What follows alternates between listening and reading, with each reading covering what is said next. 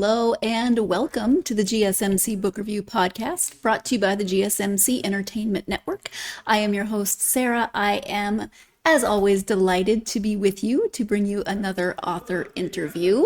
As we get started with the show, if you have not done so already, I invite you to please like and subscribe on whatever platform you are listening and or watching this podcast on. That really does help us out in terms of getting this podcast out to more listeners and viewers such as yourselves. Also, at this point, I'd like to remind you that if you are a fan of this podcast and you would like to support this podcast in any way, you see the graphic next to me telling you that you can go to gsmcpodcast.info. You can leave a tip or a donation, and that also helps the show a lot. There's also I was about to say there's also that really long link, but that link has been updated. So now both of the places that you're seeing the link say gsmcpodcast.info. Again, if you are interested in supporting the show in any way, in this way, by leaving a tip or donation, you are welcome to do so. And I would thank you in advance for that. I thank you in advance and in the present for all of the support that you give this podcast, whether you have been listening to the audio podcast for years, whether you're just now finding the video podcast. I really, really appreciate all of my listeners and followers and supporters. So thank you. I have a great show for you today, a great interview for you today. I am interviewing author Katrina Kittle about her newest novel, Mourning in This Broken World. Before we get to the interview, though, how are you doing? I like to check in with you and see how you're doing. And, always feel free to leave me a comment and tell me how your day is going, how your week is going, etc. My week is going okay. It's been fairly busy. Last week was busy with my oldest niece's birthday, and did I mention that my oldest niece recently had a baby? I cannot remember if I've mentioned that on the podcast, but I am a great auntie, and she had a baby the first part of February. I can't believe he's almost 2 months old already, but her birthday was on Friday, which was also Good Friday if you celebrate Easter and Holy Week and those sorts of things. And then Sunday, of course, was Easter. Whether you celebrate that religiously or secularly or not at all, maybe you just celebrate by eating lots and lots of Easter chocolate. I completely support that. Yesterday was my brother's birthday. He is 4 years and 11 days older than I am. Yes, I like to make sure he knows that it's 4 years and 11 days older than I am. And then today, less fun, is the second anniversary of my father's death. And I know that, as usual, I've got the crazy lighting, so you can't really, I'm glad that you can't quite see how blotchy I am today, because there have been a few crying jags today already. That's okay. Got extra hugs from my husband and some good snuggles from my dogs that help. And I'm thinking about my dad today so much and remembering him and missing him. He was a librarian. I've mentioned that before. He was a K-12 librarian for most of my life. When I first started kindergarten up to about second grade, he was also the music teacher. He was my music teacher. And in kindergarten, my parents said, your dad's a teacher. You need to address him as Mr. Meckler when he comes to teach music in your class. And I was an incredibly stubborn child, and I said, nah, that doesn't work for me. And so my entire kindergarten class called him Mr. Daddy. I don't know, apparently my 5-year-old brain thought that was a good compromise. I was still addressing him as Mr., right? Respect. But he was the K-12 librarian and definitely had an influence on my love of reading, both he and my mother. My mother is a voracious reader. She reads constantly, and I love talking to both of them about books. They have very different taste. My dad loved everything fantasy. He read also like Clive Cussler type books, but I'd say 90% of his reading was fantasy series. And he'd get so mad. He would get so mad because, you'd read a book and then you'd have to wait a year until the next one came out. And then you'd have to remember what happened in the book that came out a year ago that was 500, 600 pages. And he and my brother always had this list of fantasy authors they were going to go smack because they were annoyed with the series not being done yet. But I miss my dad. Anyway, so it's a bittersweet day. I love remembering the good stories, but I miss him all the time. I miss talking to him about books and music and everything else. We used to watch the same movies together over and over, and we would quote them. And yeah, I miss him so much. But thank you for letting me share a little bit about my dad with you. Let's talk about the book that we are going to share today. I am speaking, as I said, with author Katrina Kittle, and give me a second as I set up the graphic. I There we go. Still getting the hang of everything, but I think I'm starting to get a little bit better. I'm trying to just relax and go with it and let you know that there's always going to be some issues. So as you can see by the graphic next to me and the title underneath, this is Mourning in This Broken World. The author is Katrina Kittle. And here is the description of the book. Grieving but feisty widow, Vivian Laurent is at a late in life crossroads.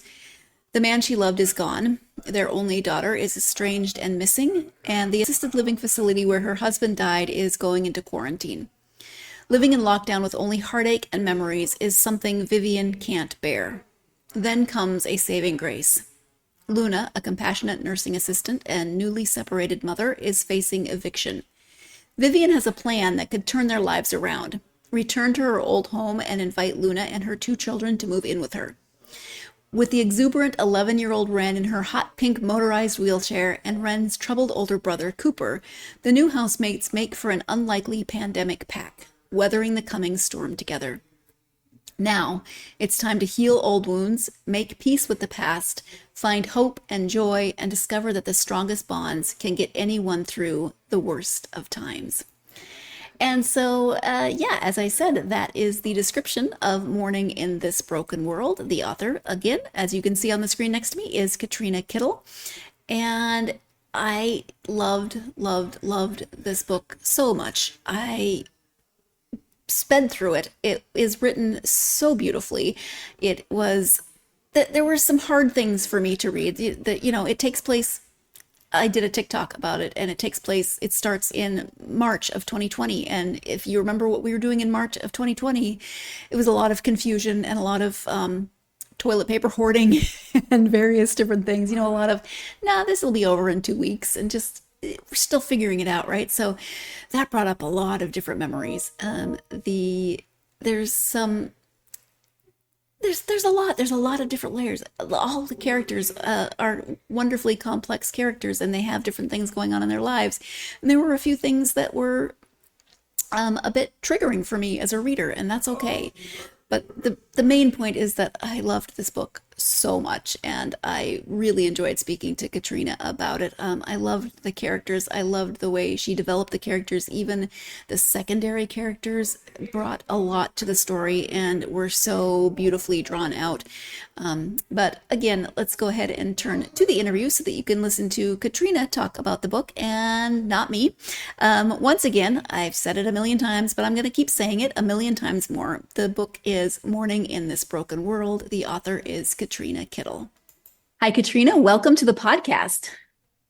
Thank you so much. I'm so happy to be here. I'm very excited to have you here. We're going to talk about your novel, Mourning in This Broken World. But before we do that, if you would just take a few moments to share a little bit about yourself, let my listeners get to know you a bit, that would be great.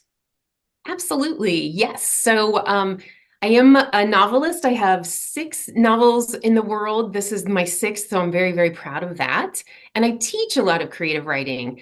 I'm a lecturer in creative writing at the University of Dayton. I live in Dayton, Ohio.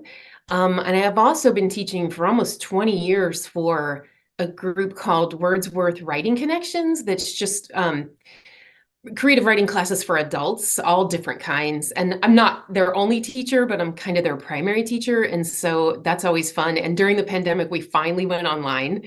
So we were mostly teaching to people in the Cincinnati, Columbus, Dayton area. And now we're online. So that's really fun. I do a lot of public speaking. I talk obviously a lot about writing for different conferences and workshops. Coming up is the Irma Bombeck Writers Workshop, which is one of my very favorites. So I'm back on faculty for them. But I also do what I like to call my life classes, where I do a lot of public speaking on, I have a happy class, which is kind of my brand, and a class called Leap and the Net Will Appear, which is about creating positive change in your life. So I adore teaching those. I was an actress. I still do a lot of community theater work. I'm a two-time cancer survivor. And that really influenced, I think, Mourning in This Broken World. I love gardening. I love baking. I love animals. And I'm addicted to coffee, which I have right here. I am drinking tea today, but normally often it is coffee. Just depends on the day. A couple of things from your intro. So my husband and I often have conversations of, does anybody even know who that is anymore? And when you said Irma Bombeck, I'm like, I wonder how many of my niece's age, in the Gen Z, I wonder if they know that name. I hope so. She was such a trailblazer for any of us who are writing now, especially women. So I love her. And this conference is one of my very favorites. She was amazing. So the title of the book again is Mourning in This Broken World. Can you give an overview of the story? Yes. So the bottom line is that it's a story of a very unlikely pandemic pack coming together, kind of forming a found family.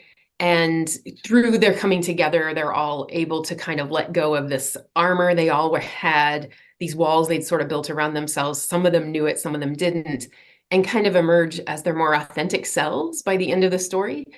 So a little more specifically, we've got 4 point of view characters.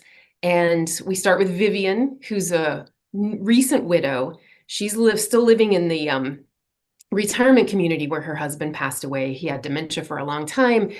They still own their previous home, but she's afraid. She's tried to return to it, just feels really haunted to her with memories, and she's very unhappy, grieving. And it's not a spoiler because it happens on the very first page. She's actually considering like not being here anymore, ending her life to return to be with her husband, feeling nothing's worth it, nothing to live for.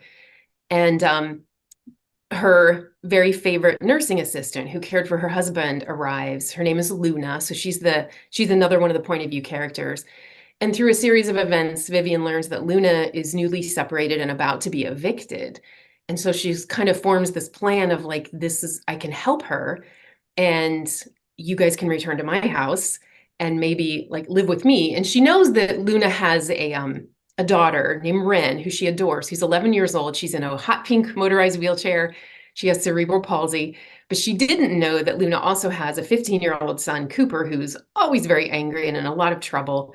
But these 4 end up fleeing the day of lockdown and moving into Vivian's house together, where like I said, they make a very unlikely pack, but kind of become this family, and they all sort of needed each other and didn't even realize it. Yeah. Now this is a compliment. But it's gonna come off not nice at first because I'm very mad at you. Oh no. I'm not mad at you. I am mad at you because your writing is so good, but I think it was too soon for a pandemic novel, apparently, because I'm reading this and you are just capturing so many things, words that I remembered, but you kind of like mask me. Hadn't thought about mask me in forever. Just the panic buying of toilet paper, your pod. You captured so much of that so well. So it's a compliment. Your writing is amazing in that. But at the same time, I was like, was not ready to go back to that level of 2020. Yes, thanks. And I do want to say, I should have said this in the overview, where COVID is the catalyst for the story, for these people coming together, but if it's not the focus of the whole story. So it stops being a COVID story, I think, and becomes very much about this family instead. But that's what brings them together to start with. Yes. So if you're like, I don't know if I want to focus on the pandemic, it's not really a pandemic novel. Right. Just be prepared to have some memories come up that you're like, yeah, blocked that for a reason. What was your initial inspiration for the book? Some people are surprised to learn I started working on these characters in 2019. So the initial inspiration was an NPR story that was about all these programs, some here in the US, but mostly in Europe, that are combining elder care with child care, Yeah. and not just putting them in the same buildings, but actually integrating programs. And it struck me, I'm like, it was one of those driveway moments where you reach your destination, but you're sitting in the car so you can hear the end of the story. And I'm like, I want to write an intergenerational friendship story. That's my next book. And I have written many interspecies friendships. Those are in all of my books, including this one. But I'm like, I've never really done an intergenerational friendship story. So I started working, and initially I had Vivian and Cooper in my head. But I was trying to figure out what brings them together. How would they meet each other? And I was just kind of noodling around, which is how I typically start when the pandemic actually happened. And I was like, not to trivialize how horrible it was for so many people, but for this story, it was kind of a happy accident of like, oh, this is what brings them together. Right. You know, this is just kind of using it, this thing that was happening. And then the other inspiration of how I found some of the other characters and what would happen is here in Ohio, our governor, Mike DeWine, would do this thing everybody jokingly called Wine with DeWine during those lockdown days where every afternoon he'd do a press conference and you could tune into it on the public radio.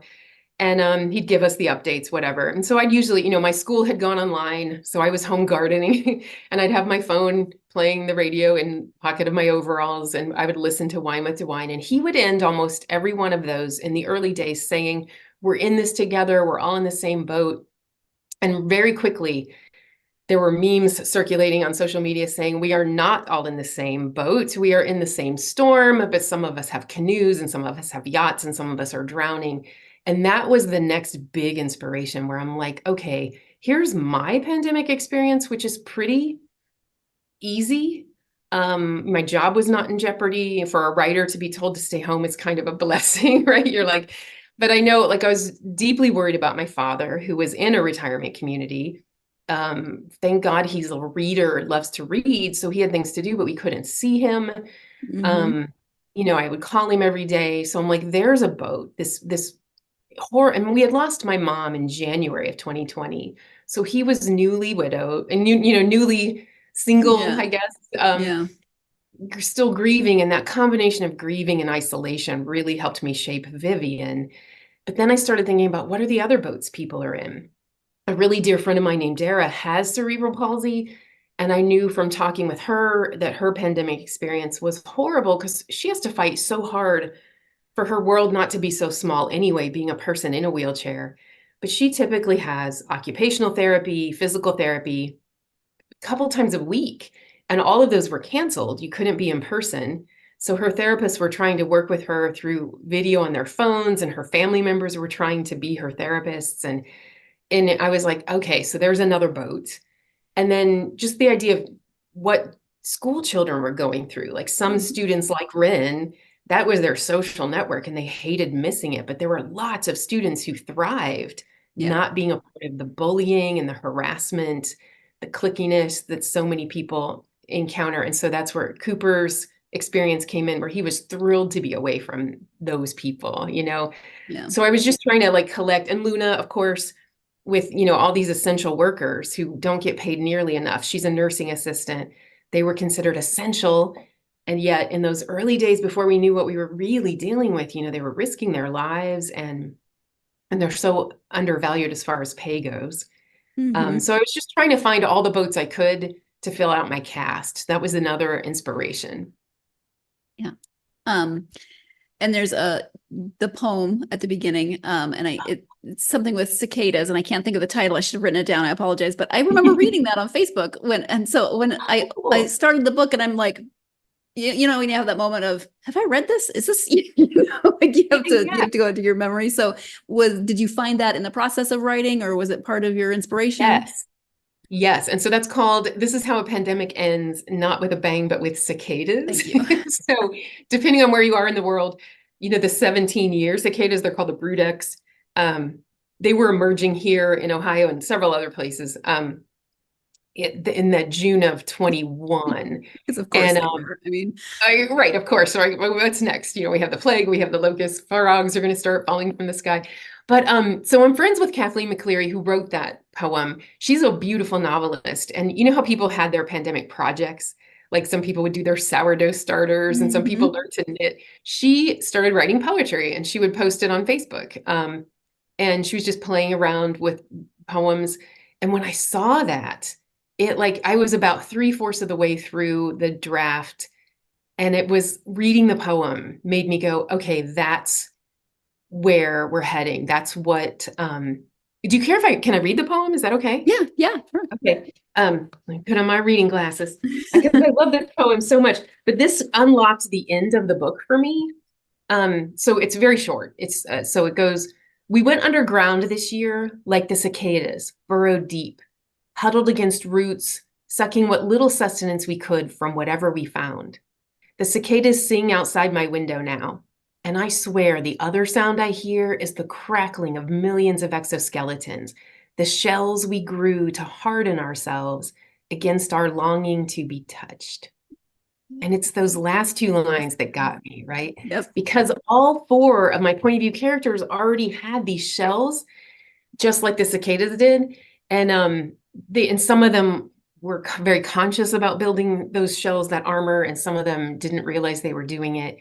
But it's through coming together, they were able to crack those and leave them behind, kind of like the cicadas. So it was kind of perfect to be like, okay, that's the end point of the story. And that's the image I'm fighting for. That's the image of like this idea of discarding their shells and emerging as their more authentic selves.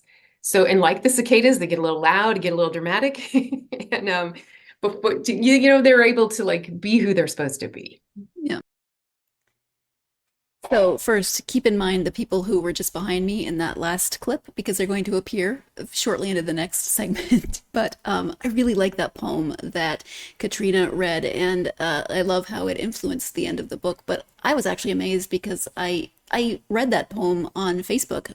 I don't remember when, but I'm surprised, one, that I didn't just scroll past it. You know, when you get to doom scrolling or just regular scrolling, sometimes you don't pay attention. But I saw it, I read it, I really liked it. I like all of the imagery that it evokes. So like that it was something that I'd actually read when I opened the book and started reading it, and just like the poem in general. But we're going to take our first break of the podcast. When we come back, again, keep those people in mind, just for something silly.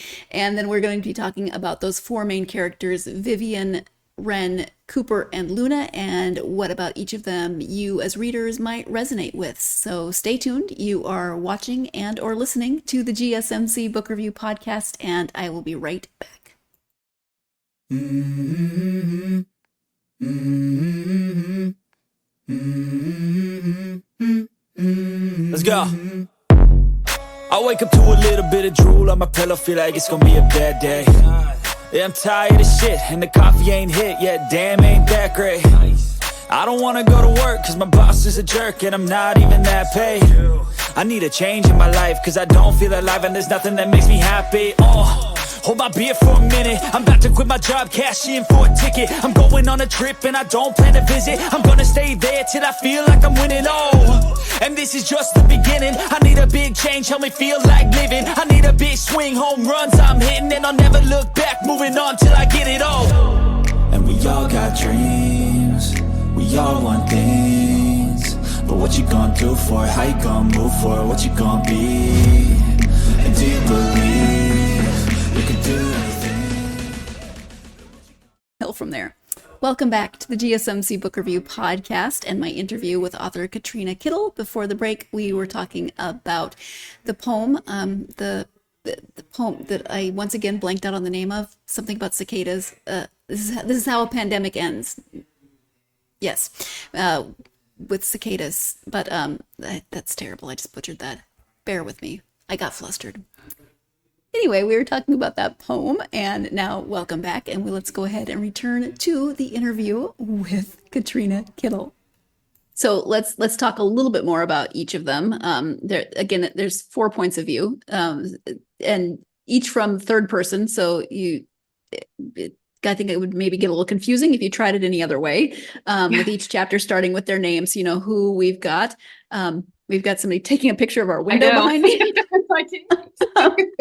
Okay, that's weird. A couple minutes ago, they were looking through like that. I try to ignore people behind me, but sometimes you're like, what? So can you talk a little bit more about each of those characters? And because I think they're going to resonate with different readers. So what about them might resonate? Okay, yeah. Well, I think just quickly, all four of them, I think what they share in common that people might relate to is all four of them at the start of the story are feeling in different ways kind of invisible and just really hungry to be seen for who they are and what they need. So Vivian is 75, and I've had a lot of readers write to me about how they loved seeing what they call senior representation, where like lots of women have written to me and be like, there are never women my age in stories, and she gets to be the heroine, and she's pretty badass. And she swears, like she's got a little bit of a Oh, foul mouth. Like she's not this. Sometimes you picture 75-year-olds as these little prim, like sweet we little old lady. almost dehumanize them a little bit sometimes Yeah, because so yeah, yeah. She's got a foul mouth. Actually, the publisher had to put. I hope it's okay to say this. Can I say swear words? you can allude to it.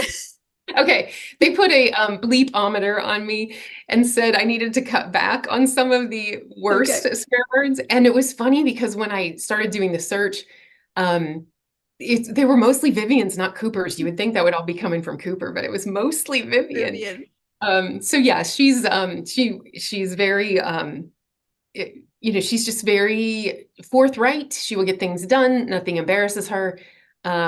She tells the truth, which Cooper really relates to. That's the basis of their friendship, is that she tells the truth. But she's so even if you haven't lost someone, I think we could all relate to just grieving something, a loss, feeling so sad that you feel like nothing's worth it, or like, just she'd really hit this low point. And what I love is that what brings her out of it is her recognizing she could help someone else. And then with Luna, the nursing assistant, she's got a special needs child. She's got another child who's frequently in trouble. I think a lot of women might relate to Luna in just this idea of like, we take care of everyone. When is it our turn, right? She's such the caretaker and she's so good at her job. But her kind of armor is that she will never ask for help. She can do it. She can do it. She's fine. She will always find the way. And so for her, just this idea of like, it's okay to take a break. It's okay to accept help. Cooper, he's not so much, and I don't think this is a spoiler because I don't think it's a major plot point in the story, but he's not so much struggling with his sexual identity. He knows exactly who he is. What he's struggling with is how to be who he knows he is, with his dad's disapproval. So even if your own sexual identity has never been an issue, I think we can all relate to wanting approval from someone or feeling judged by someone and how that can eat away at you. And then sweet little Rin, I just adore her. Hers, I think, there is almost like the coming of age story.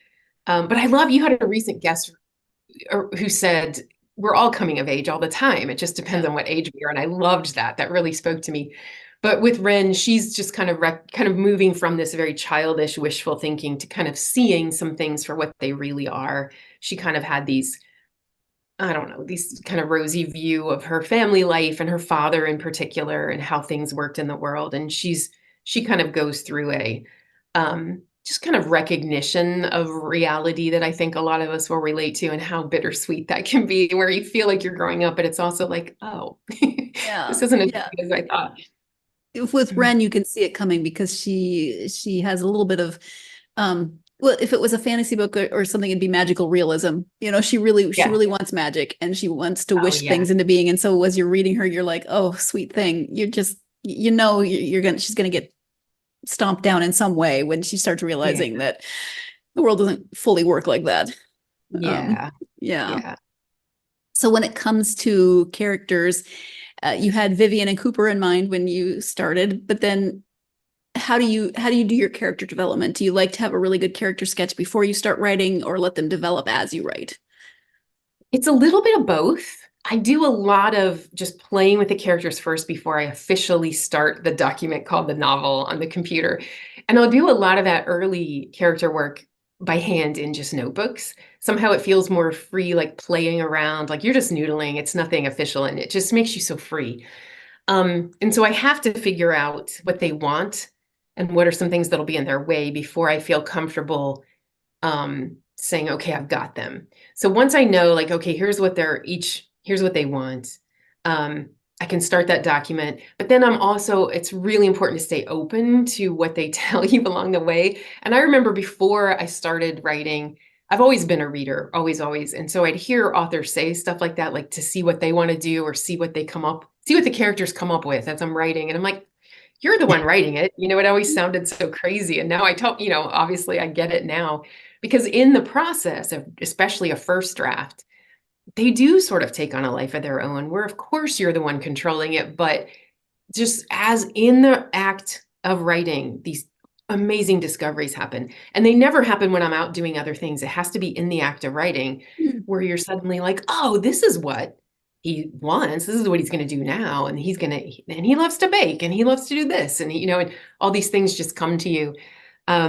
So I try to do that combination of like staying open to what they tell me. And I always jokingly, I love that Terry Pratchett quote that says the first draft is just you telling yourself the story. So I just try to be really open to anything that wants to be told and anything that's going to come to me in that first draft. How about secondary characters? Because there's 4 secondary characters that are very important, but they're not the focus. They don't have their own points of view, but they really move the plot forward in certain ways.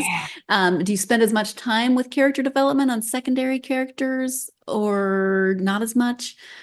Yeah, well, it's maybe not quite as much, but an awful lot. So the neighbors in particular, at one point in the early drafts, they were point of view characters. One of them was. And I love those guys so much. So it's a couple. We all need those neighbors. Who lives next to Vivian, Drew and Stephen.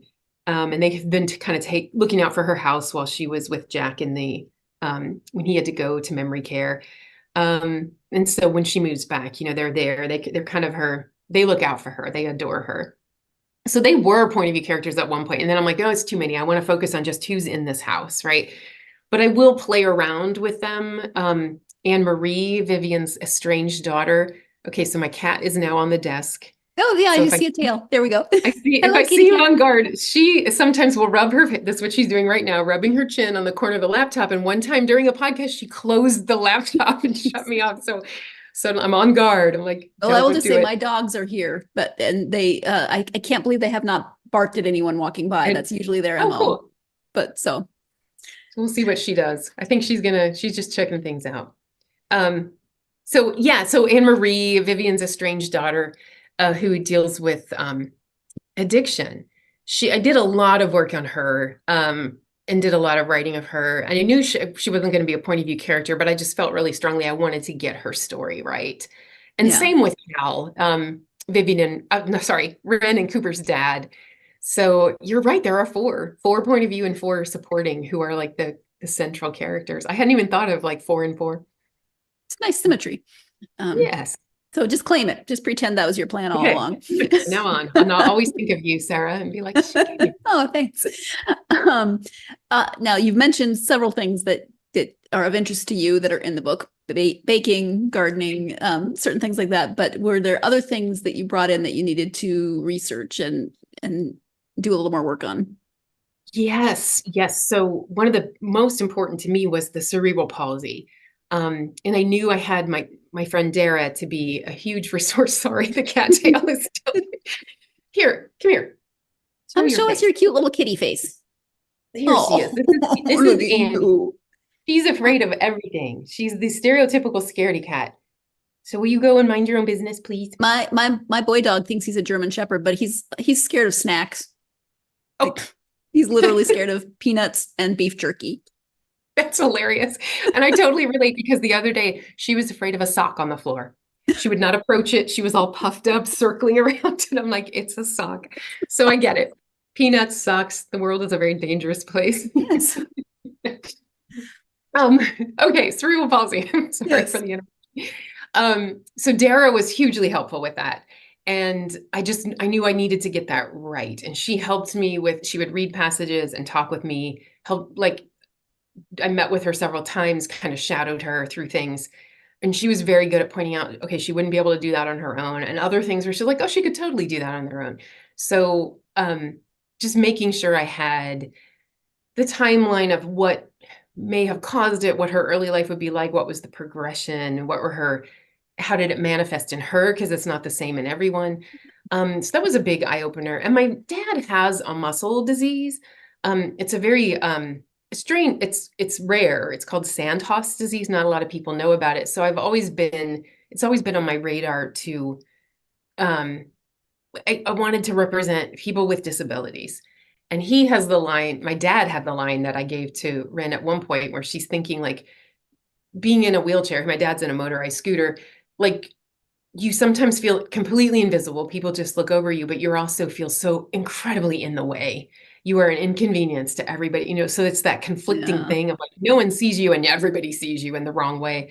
And just trying to capture that and make it and show it like how Cooper really looks out for her. He may seem like such a tough guy, but how he's so aware of what she needs and what she's not getting. And same with Luna.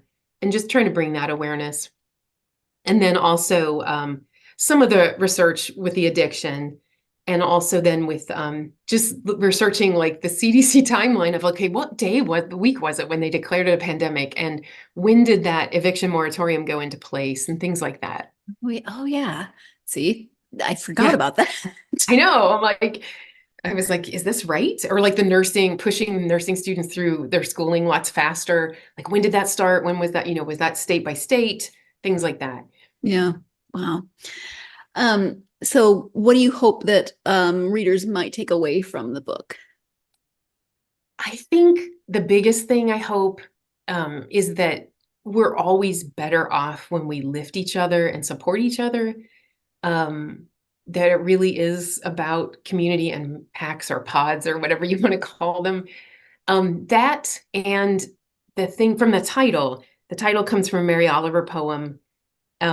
And the whole line says, "It is a serious thing just to be alive on this fresh morning in this broken world." And I want readers to take that away too, because at the beginning of the story, I think all four of these characters were all three of them were all very in a place of, I don't know, not seeing the beauty, not thinking it's such a great thing to be alive in this broken world. And then Ren, of course, has her moment later in the book. But they all kind of recognize that, these are dark and troubled times, but there is always that beauty to be found. Like, we get to be here for it.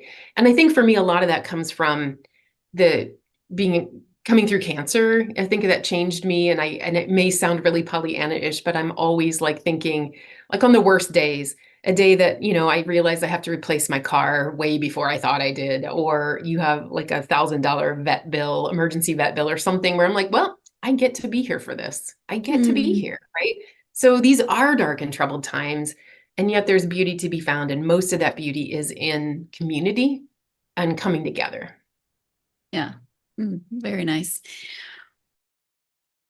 So first, let me just say that is a really lovely, lovely way of looking at things, and I could stand to look at the world a little bit more that way. I know that Katrina said it was a little Pollyanna-ish, but also whenever anyone's, and it's not, it's just, it's a different way and a lovely way of looking at it. But anytime anyone mentions Pollyanna, I immediately think of the movie with Haley Mills.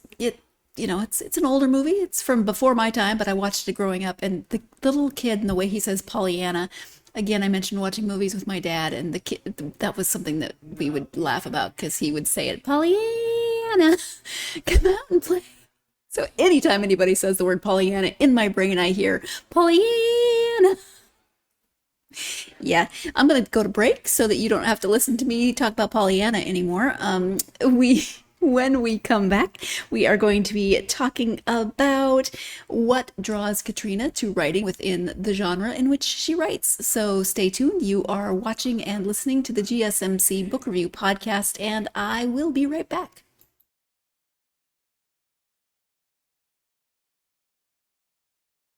For the best and latest podcasts available anywhere, go to the podcast app on your cell phone and type in GSMC. To access free content-rich podcasts on health and wellness, book reviews, sports, entertainment, relationships, social media, movies, technology, finance, and even weird news. Subscribe and download the GSMC Podcast Network's family of shows, available everywhere podcasts are found.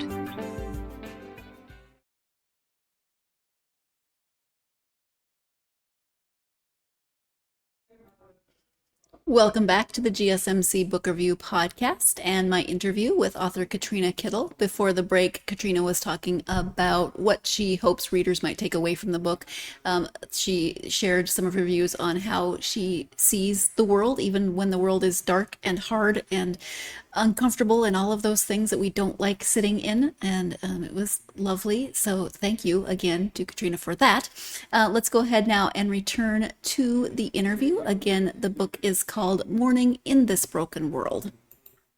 What draws you to writing within the it could be a lot of different genres. There's so many. I love that there's so many different like niche of genres, but let's just call it literary fiction, or let's just call it literary fiction. What draws you to writing within this genre? I think we most writers I know, or at least this is true of me, I try to write what I love to read. And so I guess it's what I've been drawn to read. And I think they are just really stories of strong friendships, usually about found families. Those are like my favorite go-to things, that just kind of explore relationships. And that's the key of the story. There might be like mysteries.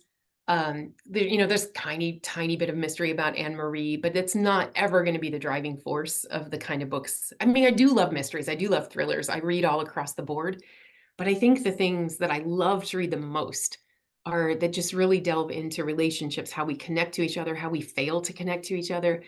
And so I guess I'm trying to write those things I love to read myself. Makes sense. Yeah. And this is your sixth novel. Do you want to take a moment and highlight any of the others?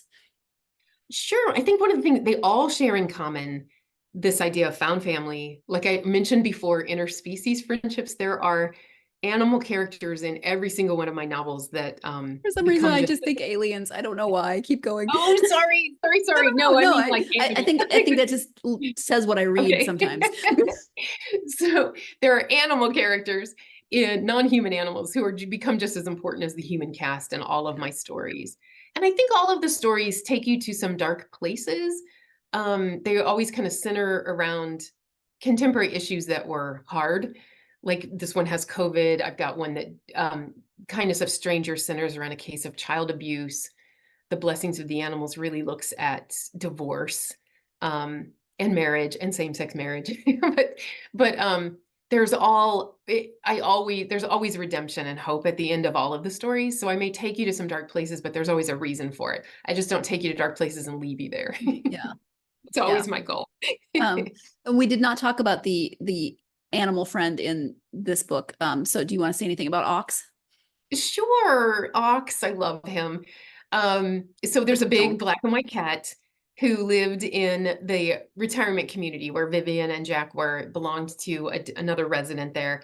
And he kind of wanders the halls and was very devoted to his human. And when his human gets COVID and doesn't come back from the hospital, he's like, nobody there knows Dennis's kids don't want him. And Vivian remembers him and wants to find it. When she finds out that Dennis has passed away, she's like, what happened to the cat? Where's Ox? And she brings Ox home. And it's like, she's kind of like, she tells the cat, and the cat's just bereft, right? And she talks to the cat and she's like, I've lost somebody too. I know what that feels like. And she just, again, it's that feeling of like wanting to help somebody else, reach out to, she's like, I know what this feels like. He needs somebody, he needs us. And then he Ren has always wanted a pet. And, but he's this huge, big fat cat. And he's pretty fun. And he's kind of based on a cat. When my mom was alive and my parents first moved into that community, there was a resident, not at all like the resident I create, who had this cat. This cat name was Hootie, and he wasn't a huge fat cat, but he was black and white, and he would wander the halls, and he was very talkative. He would, it's just me. Always had you would feel like you had a real conversation with him. Hey, Hootie, how you doing? And he would just meow, meow, meow, meow. And my mom was at that point not verbal, and she would always smile for him. And so I had a soft spot in my heart for Hootie. And so I just think animals bring us so much. Yeah. And so I'm like, he needs to be in here. There's just one line where after Vivian brings him home and he sits like for the first week with his face in the corner, just my heart. I mean, this imaginary cat, I just wanted to scoop him up, but I know, I feel like it's okay. It'll be okay. So you've written for a while. It sounds like it's something that you knew you wanted to do, but what was that path for you? What led you to decide, yes, I want to try to write for publication? I have always written, and I've always been a huge reader. My dad's a chain reader. I tease him about that. He has to know what he's going to read next before he can finish a book. So that heavily influenced me, but I never really thought about writing my own stuff until after undergrad. So I started in dance. I really wanted to be a classical ballerina. I studied very seriously. I'm way too tall, way too big. That was never going to be my path. But a wonderful, wonderful mentor there at the Dayton Ballet School helped me kind of encourage me to go toward theater. And so I entered undergrad as an acting major. And after 3 years, was invited to join an honors tutorial in English. So I always joke about my poor parents, from dance to acting to English, one practical pursuit after another, right? So but it all turned out. But it turns out it was actually a great training for a writer. I learned incredible discipline from dance, which is so necessary to be a writer. And then acting, and you had a recent guest talk about this as well. The theater training is so helpful and so useful. Character development is really the same, whether you're going to perform it or put it on the page. And the idea of motivation and the focus on dialogue, I think, has all come from my theater training. And then, of course, once I went to the English program, studying great books, looking at other people's writing. So all of these things helped feed it.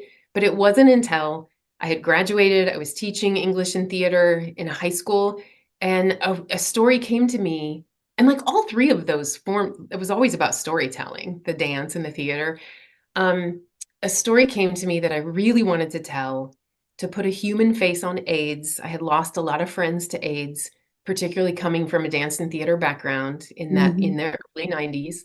That for some reason, it needed to be a novel. I don't know why. I don't know why I wasn't drawn to write plays. I still have never written a play, and lots of people ask me about that. Like, why don't you write plays? For some reason, it was a novel. And I just set about, I'm so grateful for the dance and theater background, because those have really strong apprenticeship times that you go through, and there's a craft that you learn. And so I knew that I needed to honor this apprenticeship. I needed to learn this craft. Just because I knew how to literally write words, didn't mean I knew how to write a story. And so I really set about learning. A dancer, an actor, they take class their whole lives. And so that idea of like, I need to learn this. I don't want to just try to jump in and think I know how to do this. So I started taking classes. I would go to conferences and workshops, read every book I could get my hands on about the craft of fiction.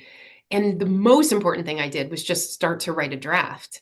And then everything I learned along the way through all this study I was doing was I could apply to this draft. Instead of, when people just want to think about writing in the abstract, you got nothing, right? But as soon as you have a draft, even if it's deeply flawed, everything you learn, you've got something to apply it to, which I think is a much better way to learn. And then that was it. Like, if I felt like all my life I was looking for, it's not dance, it's not really theater, I like it, but that's not it. I love teaching, but the writing was it. It was finally like, this is what I'm supposed to be doing. This is what makes me happiest. And so ever that first novel, I've always had a novel in the works. Always, always. When you mentioned theater, that was my first thought. Was I took one class in undergrad, a drama class, a theater class, just as an elective for fun, because I've done community theater and it's called Missoula Children's Theater. I can speak. That comes to different school. They travel all over the country and they go to schools and do plays within a week. And I always did that growing up, et cetera. But so I just wanted to take it for fun. And I remember one assignment that I loved. We had to take our character that we were doing for the project and just figure them out, write down everything. And I remember one specific prompt was, what kind of underwear do they wear? And I took that so seriously. And that's character development. Maybe you don't know what kind of underwear they all wear, but you never, it's all in there probably somewhere. Yeah. I bet you I can figure that out pretty easily once you know them. Like, right. Yeah. Wear. I think a lot of this was already in your previous answer in terms of what you talked about with your own writing journey, but what advice would you give for aspiring authors? Yeah, definitely. Yeah. That idea of just you have to learn, honor the apprenticeship, but you go ahead and write. Um, so I love to say this. People who take class from me hear this over and over, but I'm always like, you can make it better later. First, you have to make it exist. The hardest thing we do is to make it exist. Once it exists, you can revise it, you can make it better, you can polish it. But if you're just talking about this book you're going to write someday, you got nothing. And so just putting your butt in a chair and start to draft it, you're miles ahead of all these people who say they want to write a book, right?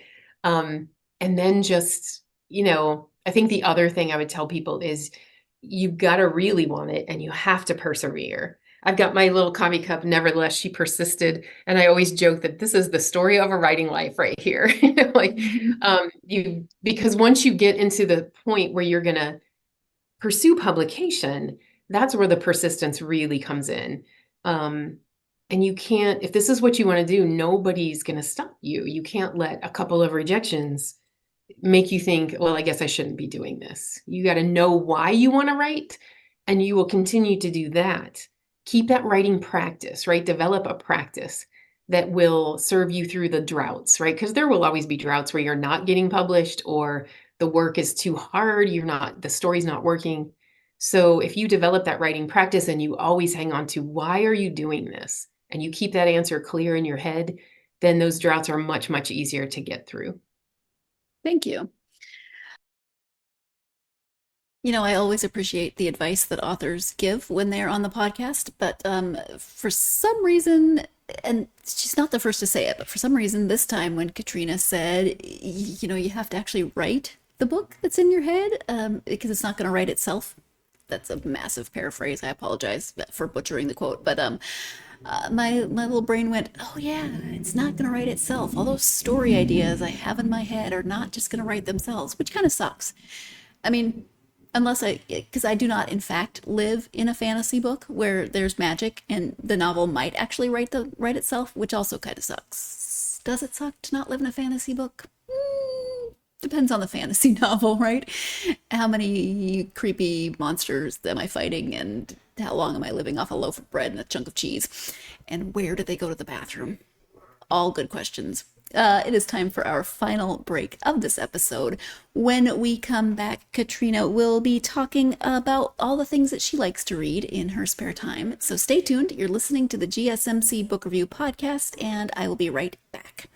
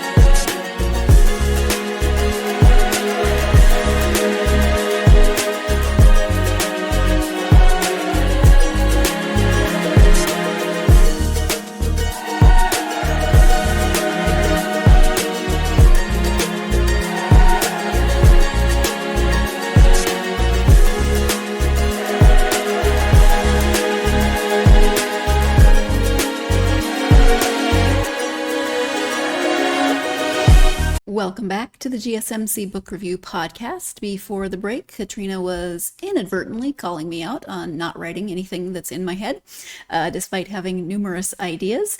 So, good advice. Let's go.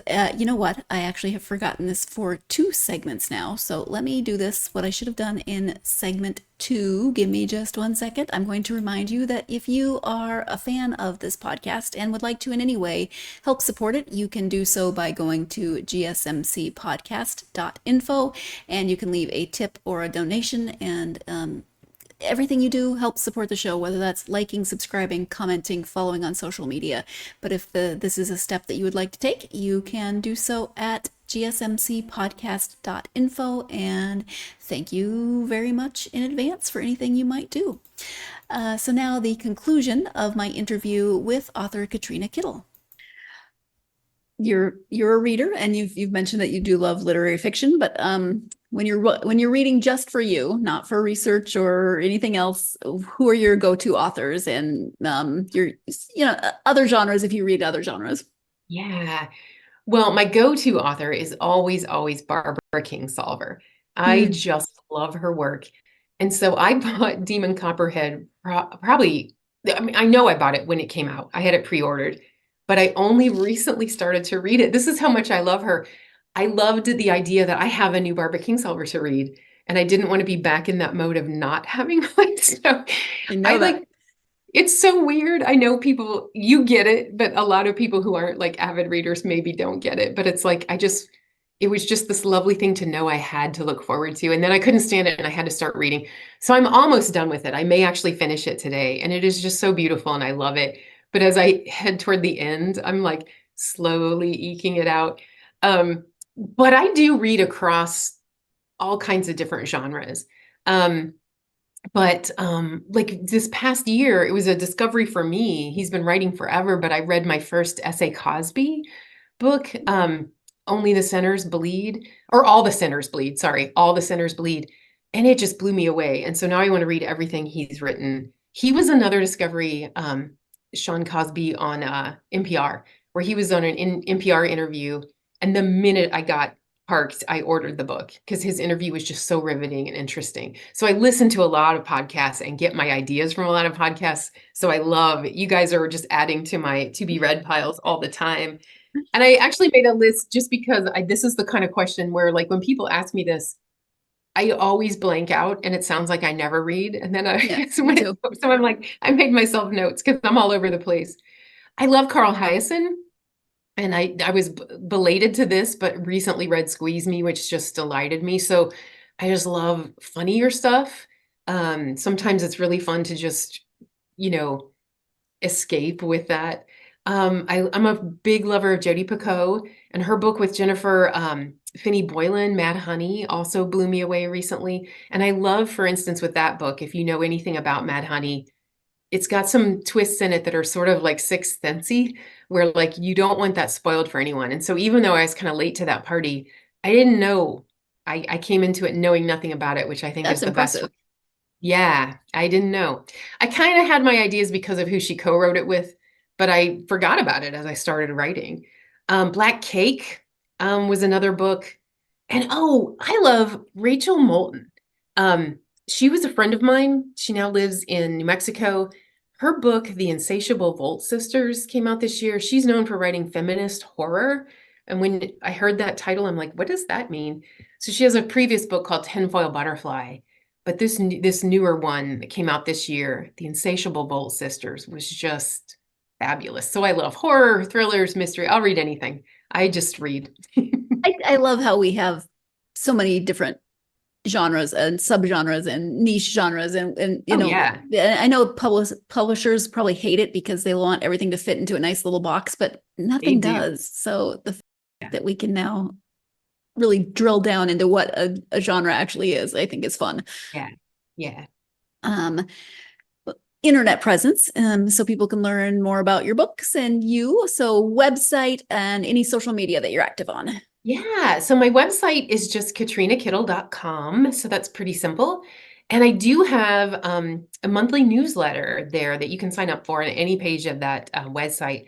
And it's free and I think it's pretty fun. And I mentioned my happy class, right? So every month there's a list of reasons to be happy, and I'll talk about why we include those. There's pet stories, there's book recommendations. I will never use those addresses for anything else. So sign up if you like the sound of that. And I'm on Facebook. I have an author page that's just Katrina Kittle author. And I'm on Instagram at Katrina Kittle. So I'm easy to find. I'm still I think my account is still on Twitter or X, but I don't use that one anymore. So that I feel like that got ruined for me through political stuff. And so I just kind of avoid that space. Or that people on X are angry. I know. So I'm like, so I shouldn't have even mentioned it. Instagram, Facebook, website. Okay. That's where you'll find me. Perfect.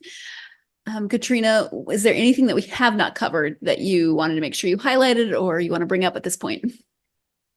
Yeah, I think just that if anyone's interested in exploring previous books or this one, there's a quote that I love that I think is the theme and variation on all of everything I write. And it's an Ernest Hemingway quote. And it says, the world breaks everyone, and afterwards some are strong at the broken places.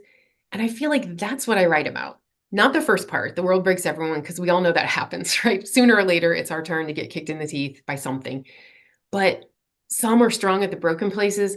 I think human resilience really fascinates me, and that's the core of all of my books.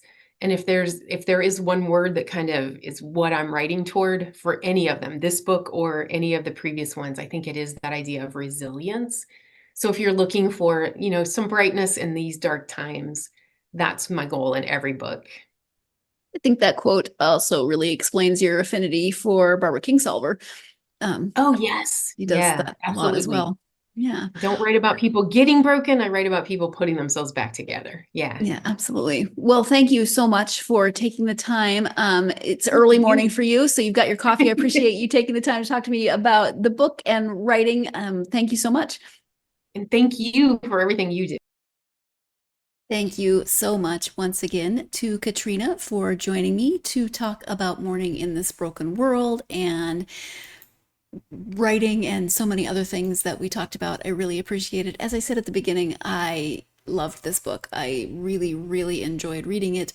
There were a few things that were a little bit triggering for me. And I'm not going to tell you everything about them, but just the going back to relive the pandemic was one of them, the cancer diagnosis, things like that. Everybody has things that can affect them differently, right? But the fact that they affected me so deeply really speaks a lot to Katrina's writing. And so if this is a book that you are interested in, you should definitely check it out. If this is something that a reader in your life might be interested in and you are looking for a gift-giving opportunity, then definitely check out Mourning in This Broken World by Katrina Kittle. As always, I hope that you will join me for my next interview. Let me just go ahead and bring that up so you can see. I will be speaking with Jody Hobbs Hessler about her collection of short stories. What makes you think you're supposed to feel better? I mean, with a title like that, you have to find out what that is about, right? Again, it's a collection of short stories. I will be speaking with Jody about that collection. I'm looking forward to finding out everything that goes into writing a collection of short stories in terms of how Jody does it. I've spoken to other people, so join me for the next interview. Again, Jody Hobbs Hessler. What makes you think you're supposed to feel better? It's an excellent question. Thank you, as always, for joining me once again. Let me say, if you are a fan of this podcast and you are on any platform of social media, well, not any platform of social media, but if you're on TikTok, Facebook, X, or Instagram, you can follow the podcast on any of those platforms. Love hearing from readers, love hearing what you're reading, what's coming up on your TBR, all of those good nosy questions that I enjoy asking and finding out about. So follow the podcast on social media and come find me by extension, because it's not under my name, but I will be there answering questions if you have them. I hope you're having a really good week, whatever you're doing, if it's busy, if it's quiet, but whatever. I hope the week is off to a great start. But as I always do, I hope that your week involves plenty of time for you to get yourself lost in a good book. Thank you so much. Let's